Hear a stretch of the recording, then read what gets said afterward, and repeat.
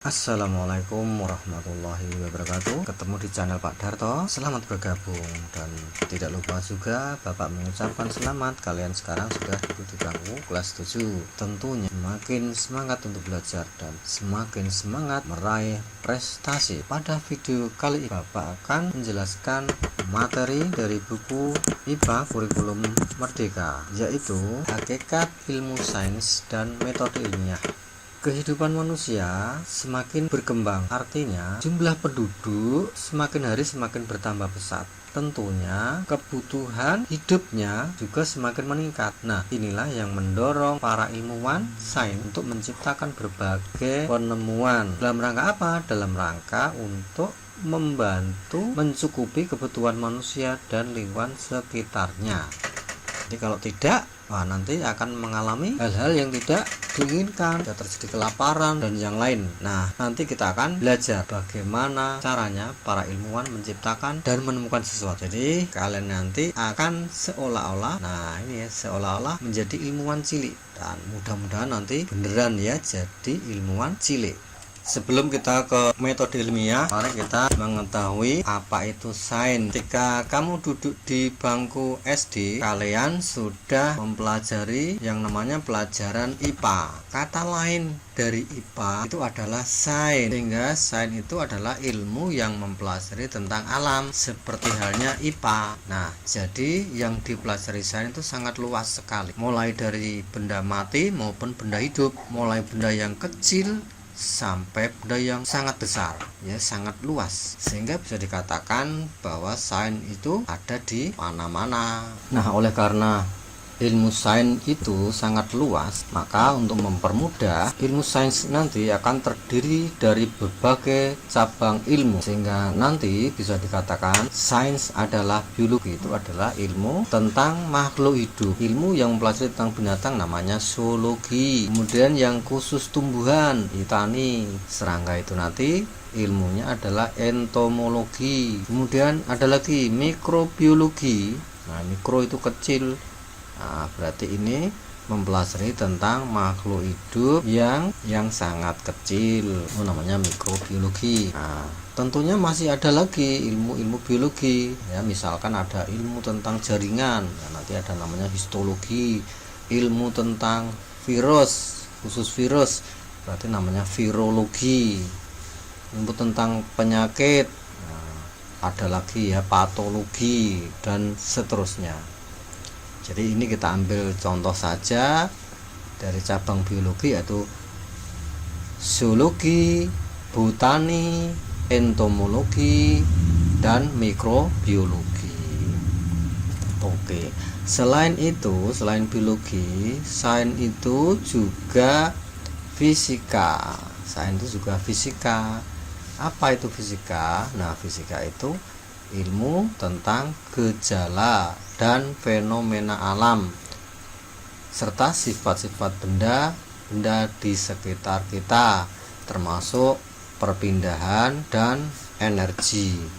Nah, itu tentang fisika, atau yang lebih singkatnya, fisika itu mempelajari tentang benda-benda yang mati, ya, benda mati. Kalau tadi biologi kan benda hidup, kalau fisika itu benda mati. Mekanika, ya, mekanika itu berarti khusus mempelajari tentang gerak benda. Kemudian yaitu elektronika, ya, ini ilmu fisika yang mempelajari tentang arus listrik dan magnet. Kemudian ada optika geometri, ini mempelajari tentang alat-alat optik seperti lensa, cermin, kacamata, mikroskop, teleskop, teropong. Nah, itu dipelajari di optika geometris. Tentunya masih ada lagi ilmu fisika yang tidak disebutkan di sini. Sains itu juga adalah kimia. Apa itu kimia? Nah, kimia itu tentang hal-hal mengenai materi itu atau zat, yaitu tentang terbuat dari apa zat itu, bagaimana sifat dan perubahannya dalam suatu reaksi kimia. Itu dipelajari di kimia. Jadi nanti di kimia ini juga ada hitungan, juga ada prakteknya. Nah, itu ya. Jadi contohnya cabang ilmu kimia di sini ada farmasi, Farmasi di sini nanti yang dipelajari adalah obat-obatan. Kemudian ada radiokimia, nanti tentang zat-zat radioaktif. Kemudian kimia organik, nanti yang dipelajari tentang bahan-bahan kimia yang ada pada makhluk hidup ya. Organik itu organisme ya. Jadi bahan kimia yang ada pada makhluk hidup. Sedangkan bahan kimia yang ada pada benda-benda tak hidup ya, pada benda-benda itu namanya kimia anorganik. An itu tidak ya, tidak organik ya, tidak hidup berarti. Sudah 3 lagi, masih ada cabangnya dari sains yaitu geologi. Apa itu geologi? Nah, geologi itu adalah ilmu tentang bumi dan perubahannya. Di bumi karena kena panas, kena hujan itu mengalami perubahan-perubahan. Cabang ilmu geologi diantaranya adalah vulkanologi. Vulkanologi itu mempelajari tentang gunung berapi. Kemudian ada seismologi, ini tentang gempa bumi. Kemudian ada paleontologi, itu tentang fosil. Berikutnya adalah sains adalah astronomi. Astronomi itu adalah ilmu tentang planet, tentang bintang, tentang alam semesta, termasuk matahari, terjadinya gerhana, beredaran komet maupun asteroid. Berikutnya adalah sains adalah ekologi. Ekologi berarti ilmu tentang interaksi atau hubungan. Interaksi atau hubungan. Hubungan apa? Hubungan timbal balik antara makhluk hidup dengan lingkungan di sekitarnya. Jadi pengaruhnya apa? Kalau makhluk hidupnya begini, lingkungannya jadi begini. Kalau lingkungannya begini, menyebabkan makhluk hidup begini. Itu namanya hubungan timbal balik ya. Akibat-akibat polusi udara, polusi tanah, polusi air, kemudian efek perubahan iklim maupun kepunahan hewan. Nah, kamu bisa belajar lebih lebih mudah, barangkali bisa membuat cabang-cabang ilmu ini menjadi bentuk peta konsep ya. Nah, seperti ini. Nah, ini kan bentuknya kan kita mungkin lebih mudah ya untuk mempelajari ya. Jadi misalkan dari ini dari sains atau IPA itu kan cabangnya ada beberapa ya kan, ada biologi, ada fisika ya, ada biologi, ada fisika, kemudian ada kimia, ada geologi, ada astronomi, ada ekologi. Nah, kemudian masing-masing uraikan lagi. Biologi itu ada apa saja ilmunya. Nah, di sini misalkan biologi itu ada botani, ada zoologi, ada entomologi, ada mikrobiologi. Mungkin ada lagi kalau kamu menemukan di internet lebih banyak lagi ya. Misalnya ada histologi tentang jaringan, ada lagi virologi tentang virus, ada lagi patologi tentang penyakit ya.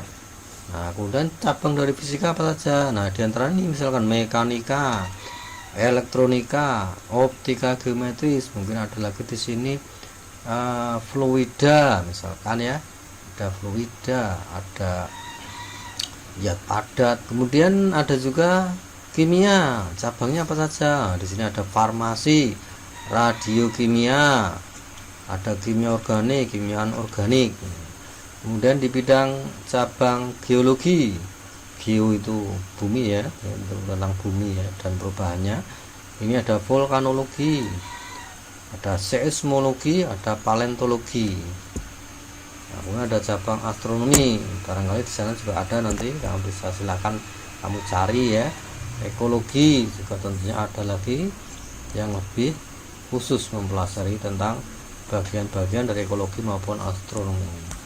Sehingga kalau lebih detailnya kalian bisa membuat yang peta konsep yang lebih rinci lagi dengan begini ya, dengan adanya keterangan begini biar lebih paham, hingga nanti kamu lebih mudah untuk belajar. Jadi diberi keterangan seperti ini ya. Ini namanya peta konsep atau mind mapping ya, mind mapping, peta pemikiran. Mind itu pemikiran, map itu peta pemikiran. Kalau peta konsep juga bisa juga, karena ini bentuknya seperti peta dan ini merupakan konsep-konsep. Jadi ini kan merupakan konsep. Yang di kotak-kotak ini konsep. Konsep itu artinya sesuatu yang masih memiliki makna, mempunyai pengertian gitu ya. Misalkan di kotak botani, berarti botani itu apa? Oh, botani itu ilmu tentang tumbuhan. Zoologi itu apa? Zoologi itu ilmu tentang hewan. Jadi kamu bisa ngasih keterangannya. Mikrobiologi itu apa? Ilmu tentang makhluk hidup yang sangat kecil, mempelajari tentang makhluk hidup sangat kecil.